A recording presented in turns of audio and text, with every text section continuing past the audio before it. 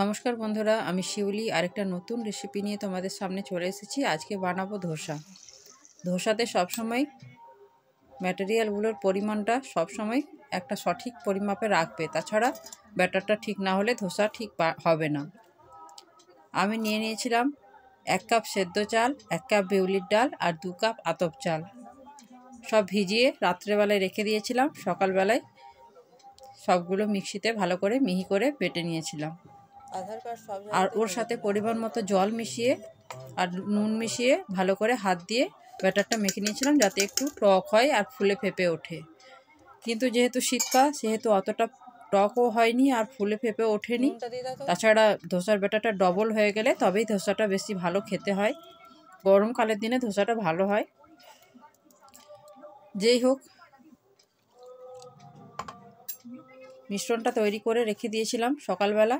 রাত্রেবেলা ধোসাটা বানিয়েছিলাম। কমসে কম 7-8 ঘন্টা ওটাকে ভাপতে দিতে হবে, তবেই ওটা ব্যাটারটা ঠিক মতন তৈরি হবে। এদিকে আলুর মশলা তৈরি করে নিয়েছিলাম আর সাম্বার করে নিয়েছিলাম। সেগুলো রেসিপিগুলো তোমাদের সাথে আমি পরে শেয়ার করব। দেখো, ধোসার ব্যাটারটা তাওয়াতে দিয়ে দিয়েছি, একটু তেল দিয়ে দিয়েছিলাম তাওয়াতে, তারপর ব্যাটারটা দিয়ে দিচ্ছি, চারিদিকে ছড়িয়ে দিচ্ছি।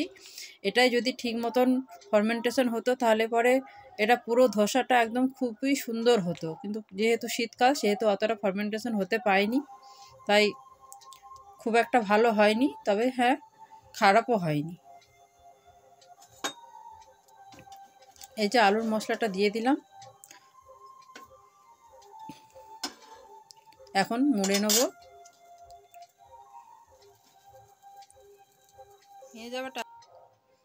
এ দেখো, হয়ে গেছে রেডি ধোসা। এভাবে আমি প্রত্যেকটা ধোসা বানিয়ে নেব। রেসিপিটা তোমাদের ভালো লাগলে অবশ্যই তোমরা লাইক, কমেন্ট, শেয়ার করে দিও।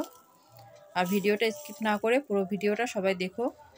আশা করি তোমাদের রেসিপিটা খুব ভালো লাগবে। তোমরাও বাড়িতে ট্রাই করো, খেতে খুবই ভালো হয়। আমি শুধু তোমাদের দেখানোর চেষ্টা করেছি। ভালো লাগলে অবশ্যই একটা লাইক করে দিও। সবাই খুব ভালো থেকো।